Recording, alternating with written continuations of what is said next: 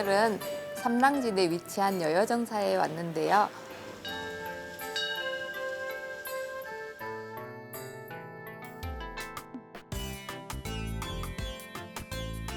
여기 사찰 음식이 많이 준비되어 있습니다. 오늘 범어사에 있는 방장 스님 모시고 정근 원장님 모시고 최철호 부원장님을 모시고 오늘 이 건강밥상 오늘 시작해 보려고 합니다. 자, 오늘 초대해 오신 범어사 방장 스님 자기소개 좀 부탁드리겠습니다. 저는 지금 범어사 이렇게 방장 소임을 맡고 또 삼랑진 여여정사를 한 35년 전부터 이렇게 창건을 시작해서 현재까지 이렇게 법당도 짓고 또 약사전도 만들고 또 문화관도 이렇게 만들고 스님들 정진하는 선방도 이렇게 이제 이렇게 곧 준공을 해서 이제 스님들이 수행도량으로서 면모를 갖추고 이렇게 살아갈 겁니다. 저는 지금 그 범어사 결제 중이라 결제 이렇게 스님들과 정진하다가 오늘 이렇게 사찰 음식 소개에 이제 이렇게 참여를 하게 된 것입니다. 다음은 정근 원장님 소개 부탁드리겠습니다. 네, 저는 안과 전문의 정근입니다. 사찰 음식을 이렇게 풍성하게 있는 것을 보니까 제 안과 의사인데 눈이 희둥그레지고 있습니다. 지금 너무 멋있는 음식 같습니다. 선생님 감사합니다. 초대해 주셔서. 최철호 부원장님은 한방과라고 들었는데요. 예, 맞습니다. 네, 오늘 여기 있는 음식을 풀이를 많이 해주실 것 같습니다. 예, 저는 30여 년간 한방 의학을 해오고 있는 사람으로서 그동안 많은 환자들을 보아왔고 또 한의학을 떠나서 저 역시 한 20여 년간 불교 공부를 꾸준히 해왔었습니다. 그래서 부파불교부터 시작해서 중간 사상, 그다음 유식 사상 이어지면서 계속해서 건강경이든 반야신경 등 항상 가까이 하고 있는 입장이었는데 오늘 이렇게 방장 스님과 또 정근 원장님과 함께 사찰 음식을 함께 하게 돼서 대단히 기쁘고 의미 있는 시간이 된 것 같습니다. 저희가 사찰 음식이라고 하면 마늘이라든지 파라든지 이런 재료를 사용하지 않고 음식을 한다고 들었는데요. 그런 재료들을 안 넣고도 이렇게 맛을 낼 수 있는지 그게 궁금합니다. 그 사찰 음식은 파, 마늘, 홍고, 달래 이제 전부 다가 이제 건강에 좋은 음식만 스님들은 먹지 않도록 한 것은 아마 이제 그 음식이 이제 건강에 도움이 되는데 이제 젊은 스님들이 건강이 너무 좋아져도 자기를 다스리기가 쉽지 않기 때문에 기도하고 정진하는데 음심이나 이런 게 일어나면 안 되니까 이제 절에서 스님들 먹지 말라고 하는 음식은 마실 줄 알아보면 다 좋은 음식입니다. 그래서 이제 일반 음식 마냥 음식에 독특한 그런 진한 맛은 없지만 그래도 담백하고 순수해서 아무리 먹어도 질리질 않는 거예요. 그래서 평생 우리가 이 사찰 음식을 나물 위주로 또 사찰 음식은 되어 있고 요즘에는 버섯, 양송이 버섯이나 표고버섯이나 이런 버섯 종류로 또 음식을 하고 그래도 지금은 이렇게 이제 우리가 김도 먹고 뭐도 먹었지만은 벌써 한 5, 60년 전에는 김이 한 장 들어와도 보통 특식이 아니라 그래서 김이 들어오면 한 장씩 배급을 줄 정도인데 그래서 이제 요즘 음식이 상당히 너무 기름지고 또 이렇게 육식 위주로 이렇게 상을 받다 보면은 아무래도 건강상에 좋긴 하지만 한쪽으로는 또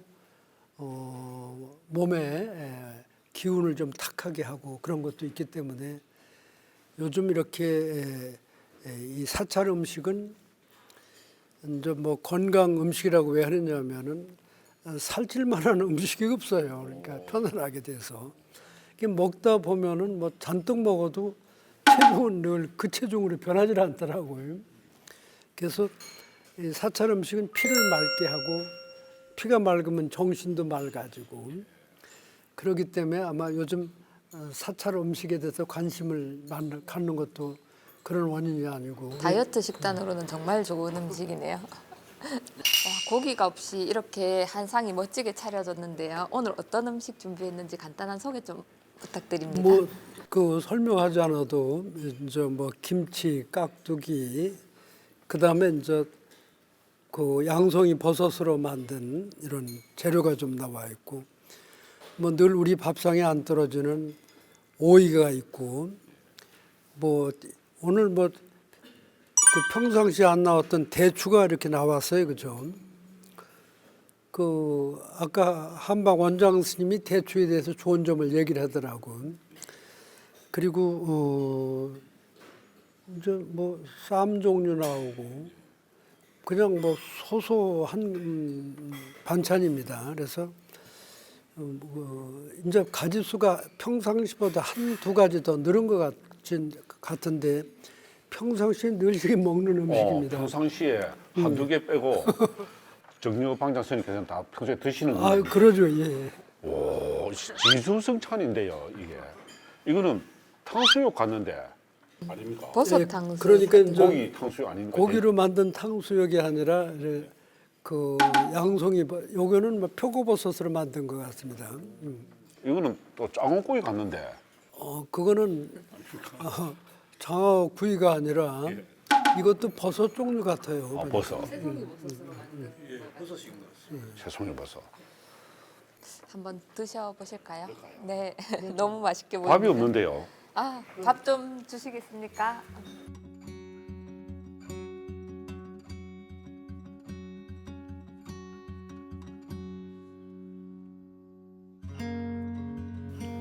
요 접시에다가 이렇게 좀 덜어놓고 잡수면 돼. 저쪽 접시에다가 그래, 각자. 이렇게 덜어놓고 와, 진짜 고기 탕수육 같은데요. 그런데 이게 아까 5가지 뭐 파도, 마늘도 고춧가루를 넣습니까? 고춧가루는 먹어요. 아, 저희. 고춧가루는 그 깍두기에 들어있다 그죠? 그러죠. 또 몇 개죠? 파, 마늘, 마늘, 부추, 부추, 그다음에 홍도, 달래 홍거. 달래 홍도. 달걀, 고추는 그 재야 되죠. 고추는 안 들어가고 자극적인 음식은 거의 없는 것이 사찰 음식이네요. 그러죠. 그러니까 맛이 없을 것 같는데요, 그러면은. 그래도 오늘 잡숴 보시면 이렇게 또 담백하면서도 맛있겠구나 하고 느낄 수가 있을 겁니다. 오신채가 5오자에 매울 신자에 채소 채자거든요. 5가지의 매운 채소다. 뭐 이런 뜻인 거죠. 오신채. 오신채. 그 오신채가 파, 마늘, 달래, 부추, 흥거. 흥거가 뭐죠? 흥거는 인도에 나는 식물이지 않습니까? 예. 근데 통상적으로 우리나라에는 잘 안 나기 때문에 거기에 양파를 넣는 경우가 간혹 양파. 있기도 합니다. 근데 고춧가루가 빠지면 참 신기하네요. 예, 고춧가루는 훨씬 그 뒤에 우리나라에 전달되지 않았을까? 오신채란 말이 생기고 예, 난 생기기 이후에 전에 근데 절에서 김치도 담아 먹기 때문에 고춧가루는 빠지면 안 될 것 같습니다. 절의 김치는 백김치 아닙니까? 아닙니다. 빨간색 김치입니다. 그래서 그러니까 소리 빨간색 김치입니까? 이 고춧가루가 감자하고 고구마하고 고춧가루가 1400년대에 그 콜럼부스가 아메리카에서 이쪽으로 넘어올 때 같이 넘어왔을 겁니다. 고추가 예. 멕시코에서 그 남미, 중미 이쪽 북미에서 멕시칸 치킨이 맵잖아요.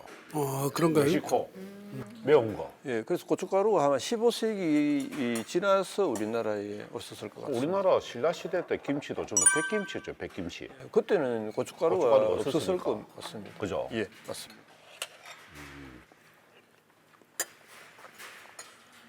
스님, 절에서는 밥을 젓가락으로 먹습니까? 숟가락으로 먹습니까?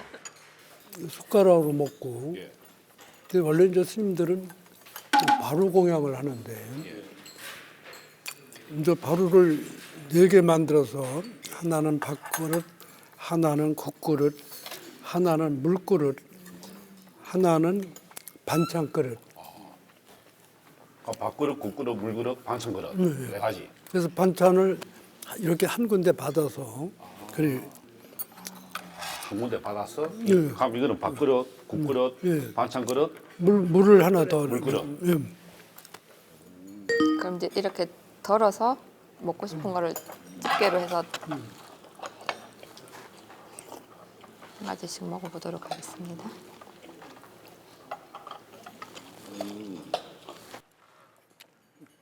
국에 향기가 좀 나는데요. 무슨 향기죠?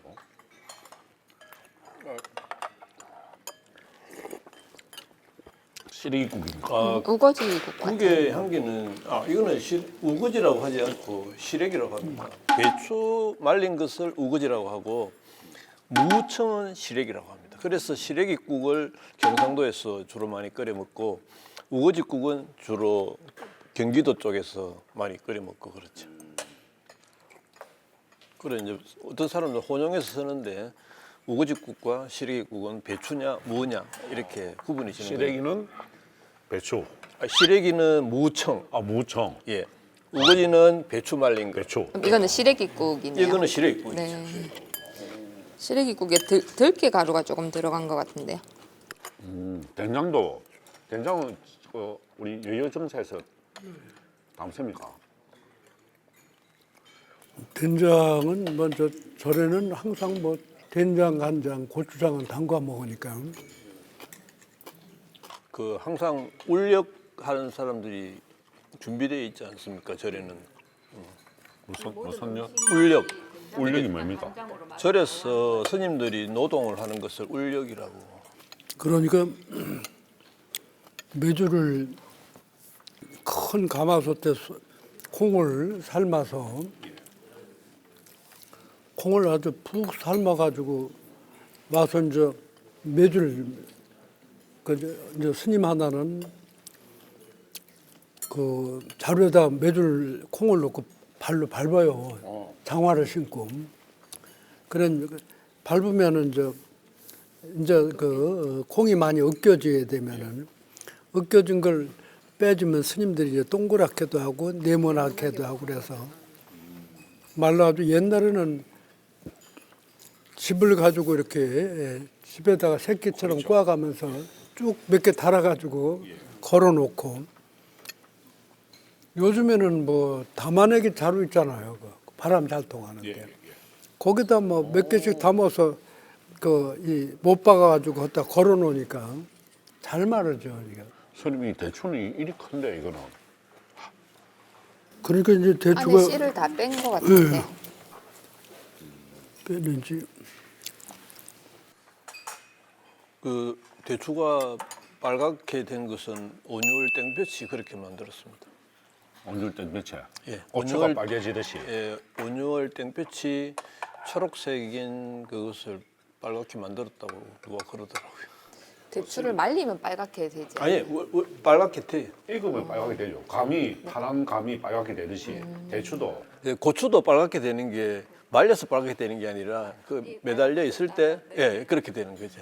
원래 빨갛는데 그 떼기가 파랗게 돼 있는 게 없어지면서 본래 색이 빨갛지 않을까요? 어디가? 무엇이든지. 파란색이 빨간색으로 익으면 바뀌는 거죠. 그게 이제 땡볕이 그렇게 만든다는 것이. 예를 들면 초록색이든 낙엽이 가을에 단풍이 질 때 이제 변하는 것이 그렇게 되는 거죠.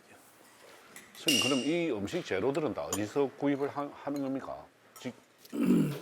지금 뭐 우리 여기 저 시장에 나가면은 다 채소도 팔고 이제 요즘엔 뭐 마트에 가면 다 파는데 여기도 시골도 마트가 있는데 대부분이 이제 요즘에는 여름에는 뭐 쌈이나 뭐 이렇게 나물 종류는 다 절에서 키워 먹고 여기도 뭐 오이도 잘 되고 고추도 잘 되고 전부 다 그럼 직접 심는 것도 있습니까? 그러죠. 여기서 전부 다 씨를 뿌려가지고 여여정사 안에 예, 채소밭이. 밭이 있어가지고 그런데 이제 여기가 좀 잘 안 되는 게 호박이 잘 안 되더라고. 다른 건 다 잘 되는데 이제 호박을 공격하는 벌 종류가 있어요. 벌이 있는데 이제 애호박은 되는데 큰 호박에다가 호박이 막 익어가 크게 되면 거기다가 이 말벌도 아니고 좀 끼따랗게 생긴 벌이 거기다가 그 충을 쏴서 거기서 그게 기생을 하는 거라 나쁜 게요.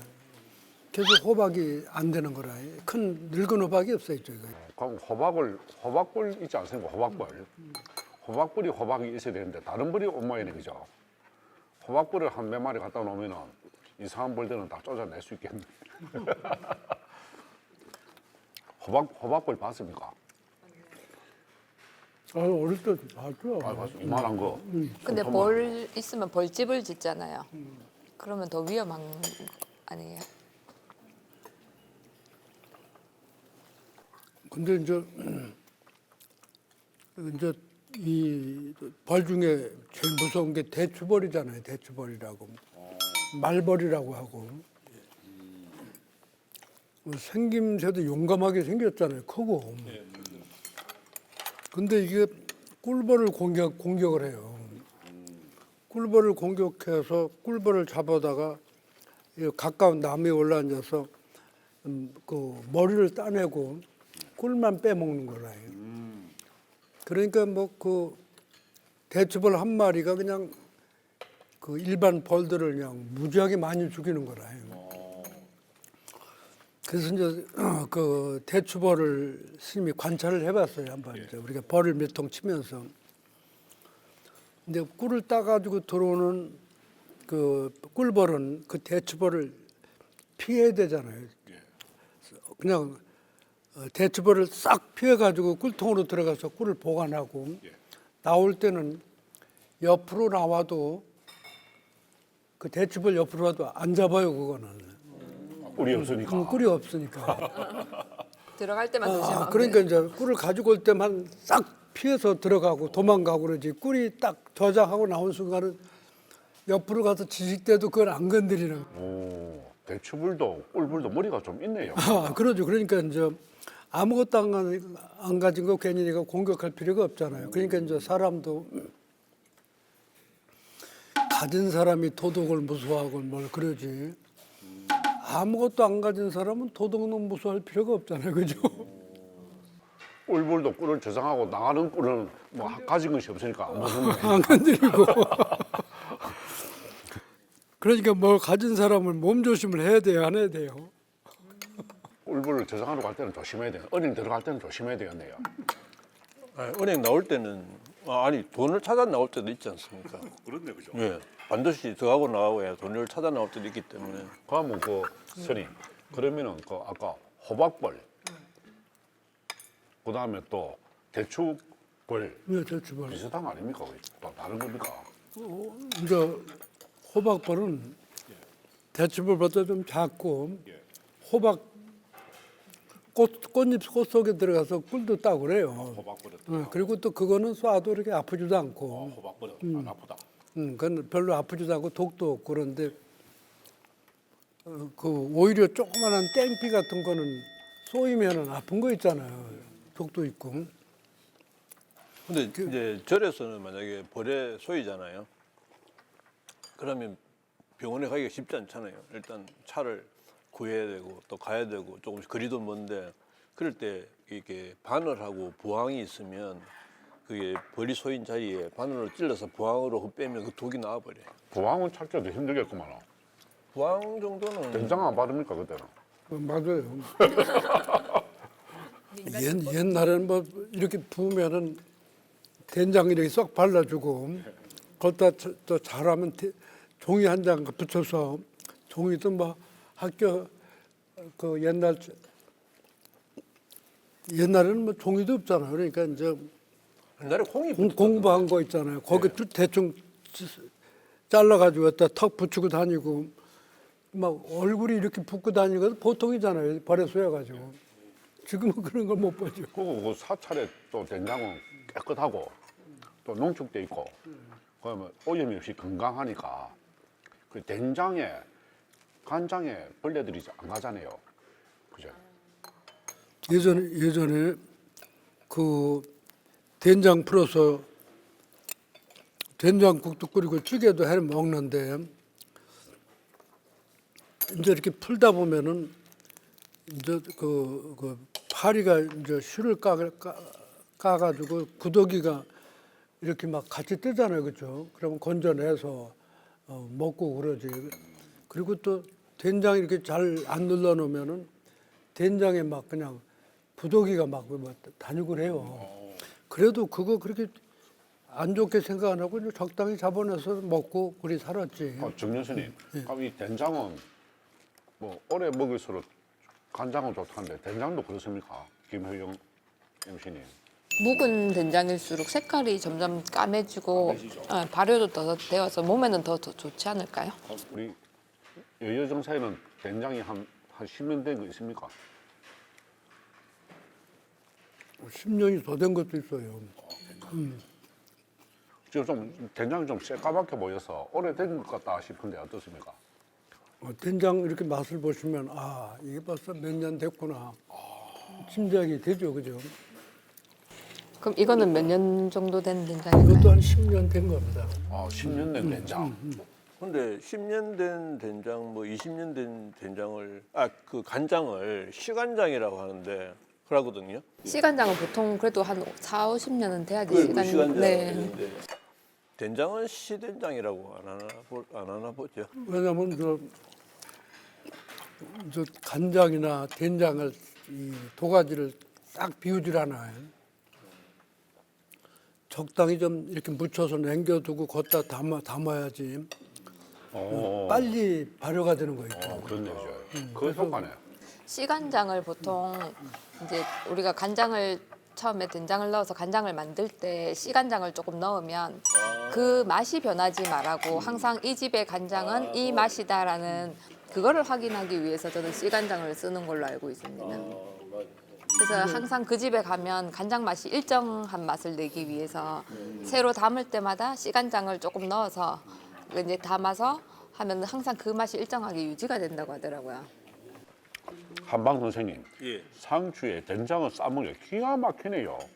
너무 맛있습니다. 너무 맛있네. 한번 드셔보세요. 예. 저는 이 호박이 이렇게 되는지 너무 신기한 호박 만두예요.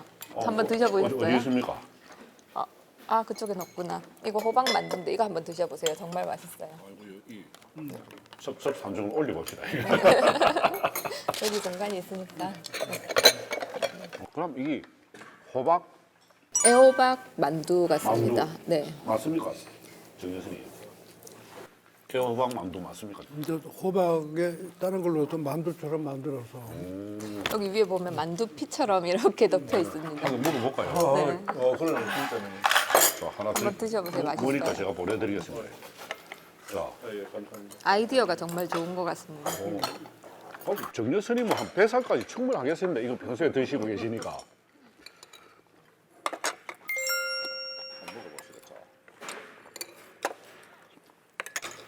건강한 맛인데요.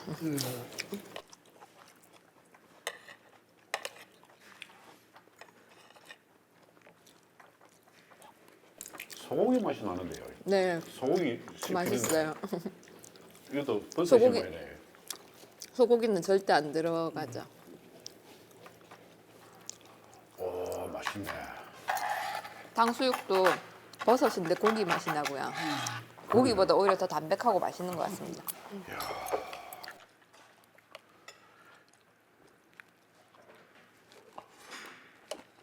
저는 쌍추에 이 쌈장을 넣어서 먹는 게 제일 맛있습니다.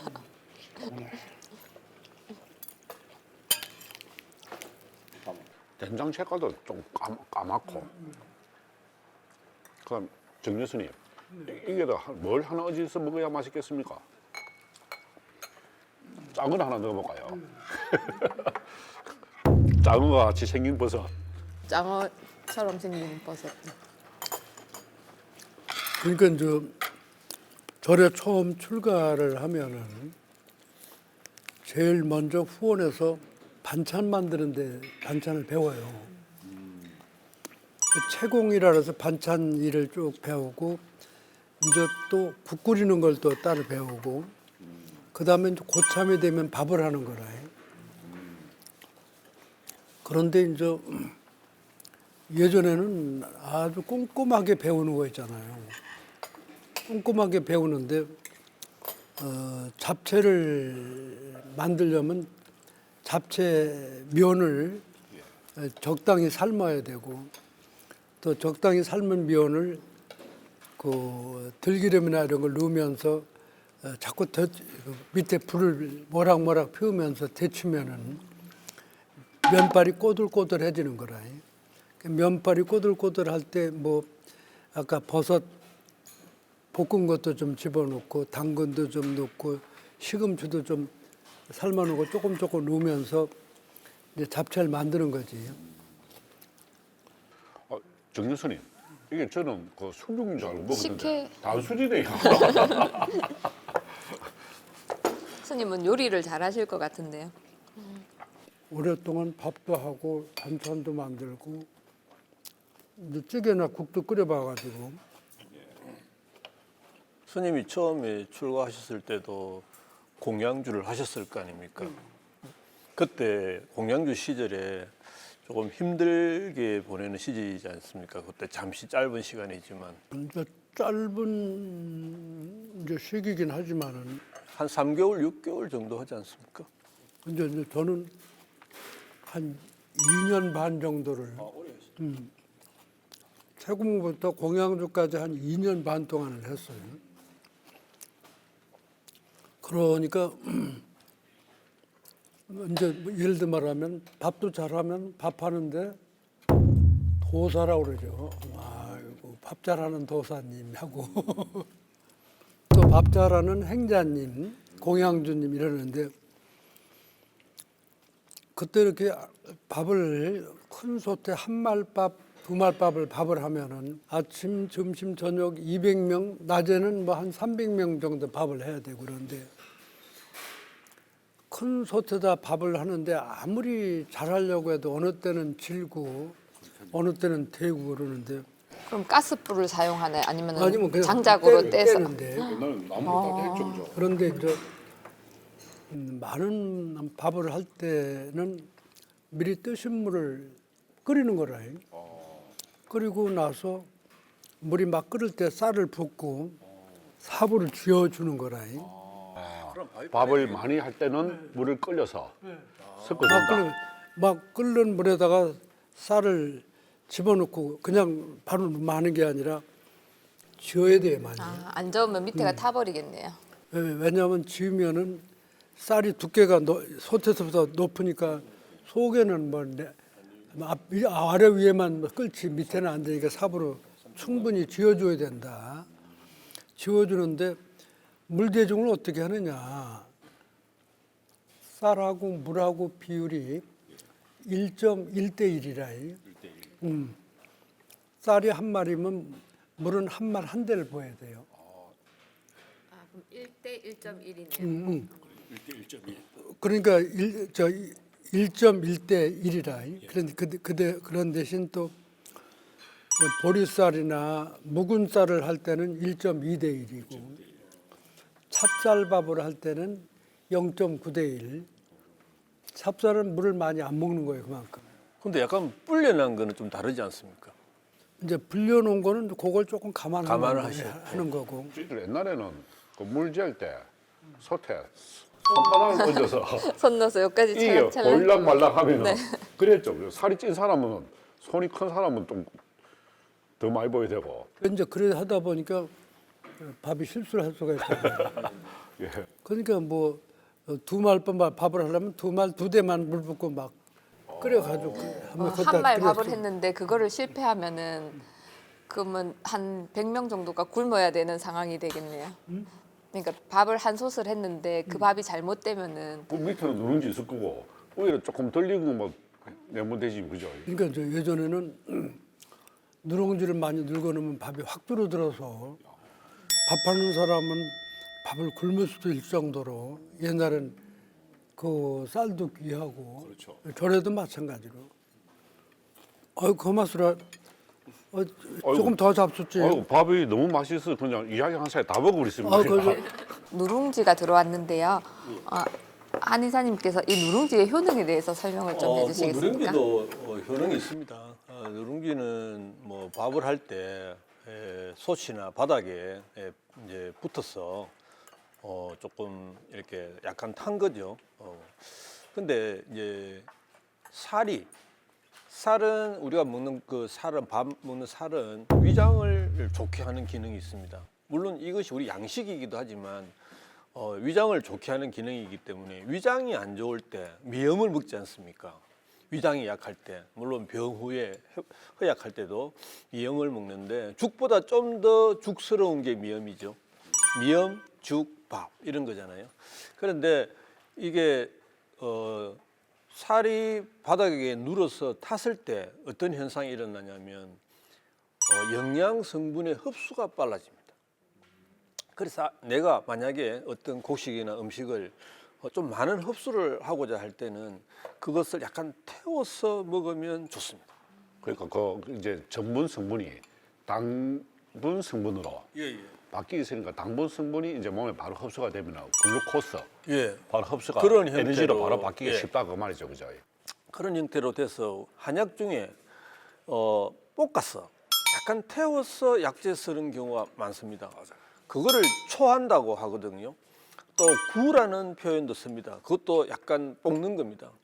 볶아서 태워서 그랬을 때 그 흡수가 빨라지게 되는 기능이 있고 또 약간 성질이 양극성이 있는 성질을 조금 완화시킬 때 태우기도 합니다. 그래서 숭늉을 먹게 되면은 일단 위장을 편안하게 하고 그 다음에 살의 그 성분, 그 탄수화물의 성분이 그 숭늉으로 인해서 훨씬 우리 몸에 잘 흡수가 되는 거죠. 스님들께서도 꼭 아까 밥그릇, 국그릇, 반찬 그릇, 그다음에 물그릇.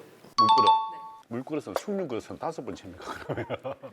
저래서 스님들은 숭늉 먹기가 쉽지 않고 바로 공양할 때는 왜 그러냐면 숭늉 찌꺼기가 이렇게 있다 보면은 그릇 씻기가 뭐하고 그릇을 나가시는 게 아니라 앉은 자리에서 씻는 거라.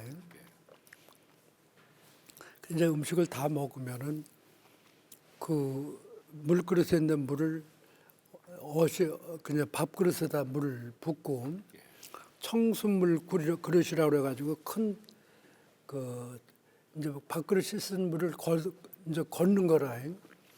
그러면 자기 자리에 오면은 이 물그릇 이 청수물을 따라 부어주는 거라. 그렇게 깨끗하게 씻어 놓으면 그냥 조그만 거 가지고 자기 밥그릇 씻는 거니까 깨끗하게 씻고 나면 나중에 다포로다 닦는 거라. 그릇을 깨끗하게 해서 물기 없게 한 다음에 포개서 쌓아두고 오면은 밥그릇에다 또 물을 밥그릇에 물을 부어주면은 그 물을 그냥 받아서 놔두는 게 아니라 그 밥그릇을 이렇게 그릇을 돌려서 헹군 다음에 국그릇에 붓고 국그릇에 물을 반찬 그릇에 조금 붓고 반찬 그릇을 물을 헹궈서 놓은 다음에 거기다가 반찬을 받는 거라. 헹궈내고 받는 거지 그냥 하는 게 아니다. 그러니까 이 물은 그릇은 헹궈서도 깨끗한 물이잖아요. 근데 이제 스님들 밥그릇은 전부가 옷을 한 밥그릇이기 때문에 그 옷에는 장점이 뭐냐면 그 곰팡이나 이런 게 끼질 않는 거라 옷에.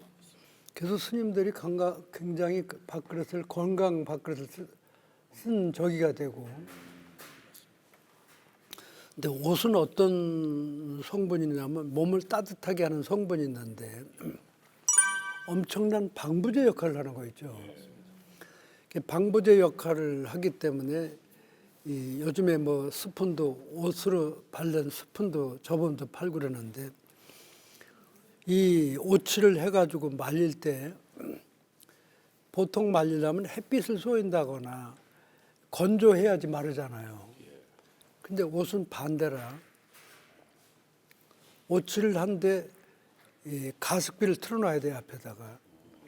습기가 들어오면은 옷이 말라요. 그러면 더 건조가 안 될 것 같은데. 반대 현상이래. 그래서 이제 그 옷을 조금씩 먹으면 몸에 습이 있어서 이렇게 안 좋은 사람들은 옷을 먹으면 좋아지게 돼 있어요. 그래서 옷딱 이런 것도 먹네. 그러죠. 그러니까 뭐 예전에 이제 그 신불산 오룡골에서 토굴 생활하고 사는데 앞에 있는 나무가 온나무인지도 몰랐어요. 뭐 밭을 메고 나서 보니까 진이 묻은 거라. 알레르기 생길 수 있는데. 아니 진이 묻었는데 안 닦아주는 거라. 예. 그래서 이제 뭐 비누칠래도 안 닦아주고 뭐 거기 바깥에 모래를 집어넣고 막 해도 닦이질 않아 깨끗하게. 아이고 뭐 산에서 있는 걸 다 해봐도 안 닦이는데 그게 온나무인지도 모르고 자고 나니까 옷진을 뭐 얼굴 세수한다고 했고 그러니까 막 다 꽃이 그냥 올랐네. 퉁퉁 다 본 몸에 거죠. 옷 알레르기. 그래서 퉁퉁 부어가지고 자고 났는데 내가 왜 이렇게 갑자기 뭔 죽을 병이 생겼나 왜 이렇게 몸이 부끄러나 했더니 낮에 웬 할아버지가 나무하러 올라왔는데 내가 이게 이렇게 몸이 붓거나 근지럽고 난리라니까 아이고 스님 옷 올랐구먼. 스님 지금 그 앞에 있는 게 바로 온나무입니다. 아이고 그래서 이거 어쩌면 전했더니 그건 뭐 세월이 가야 낫지 금방 낫는 게 아니다 하고 그쪽 옷샘에 가서 씻어도 안 되고 그러는데 어느 분이 와서 스님 옷을 좀 잡수면 됩니다 하고 옷을. 응. 피부에 닿아서 알레르기 생기는데 드시면은 그래서 옷진을 조그맣게 따가지고 계란 흰자에 싸서 먹으라 그러더라고. 그래 먹으니까 막 뱃속이 뜨뜻해지면서 바깥을 품어내더라고요.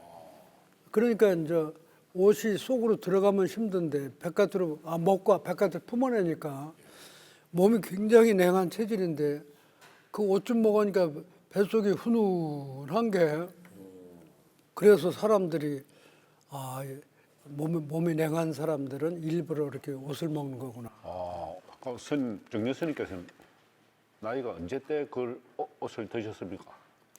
뭐 그때 30대 먹었죠. 근데 옷이 오르는 사람들은 우리가 거꾸로 옷이 오르는 걸 겁내서 옷을 못 먹잖아요. 그러면 옷이 오르는 사람도 옷을 먹어야지 나는. 먹어야 된다. 우리 병원에 행정원장님이 지금 여기 옷이 올라가지고. 그 스카프를 하나 선물을 받았는데 옷을 칠한 스카프 염색한 옷 거. 염색하는 그걸 스카프더라고요. 하고 갔더니 갑자기 이 목이 빨개져 온 거예요. 그분한테 옷을 좀 드시게 해야 되겠네, 그죠? 네, 잡수라래요. 혹시 돌아가시는 거 아닙니까? 그래. 옷은 옷으로 지우네요. 예. 한방가 선생님께서는 어떻게 생각하세요? 아니 일리가 있지 않습니까? 왜냐하면 기름은 기름으로 지울 수 있거든요. 맞지 않습니까? 우리가 손이나 이런 데 기름이 묻었을 때 그것을 지우려면은 잘 안 지워지잖아요. 물이나 이런 걸로. 근데 휘발유에 씻으면 지워지거든요. 그러니까 기름은 기름으로 지운다 이런 말이 있는데. 그런데 알레르기라는 거는 주로 이제 피부 알레르기, 점막, 피부 그것이 알레르기에 주로 반응이 일어나거든요. 특히 점막 있는 부분, 입술이라든지 입안이라든지 눈의 결막이라든지.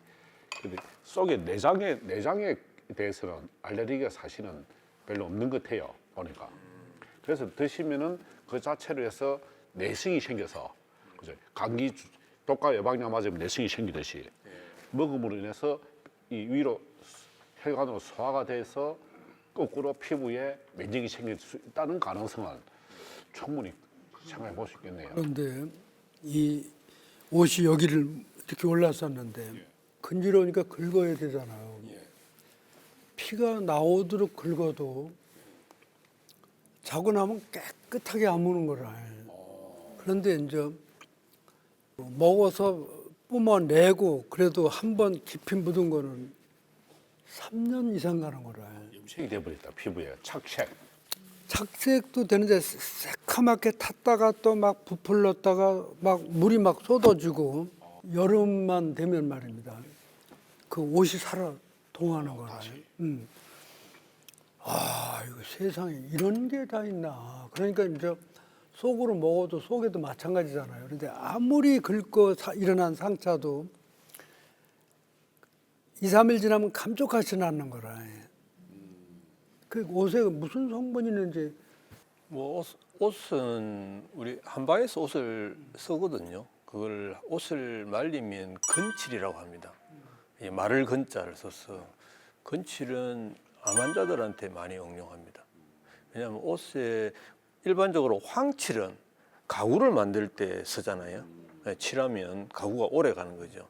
그러니까 황칠을 만약에 가구나 나무에 칠을 해놓으면 그 가구가 변함이 없는 거죠.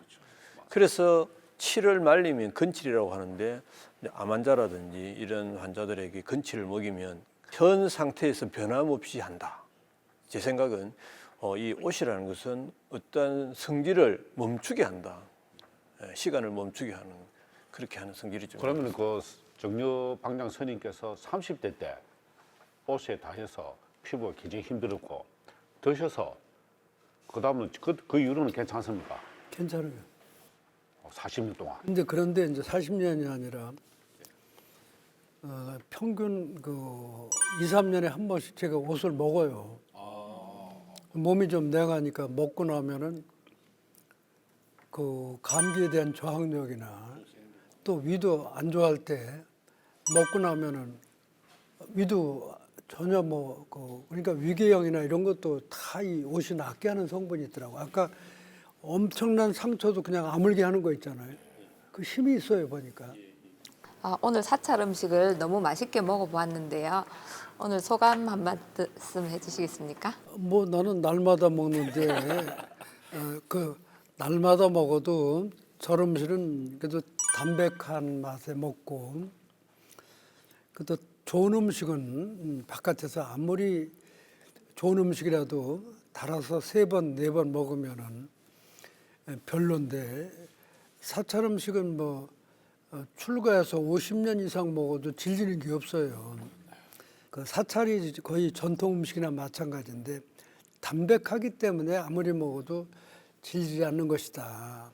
그래서 담백한 것은 그 몸도 건강하게 하지만 마음까지도 맑고 담백하게 해준다.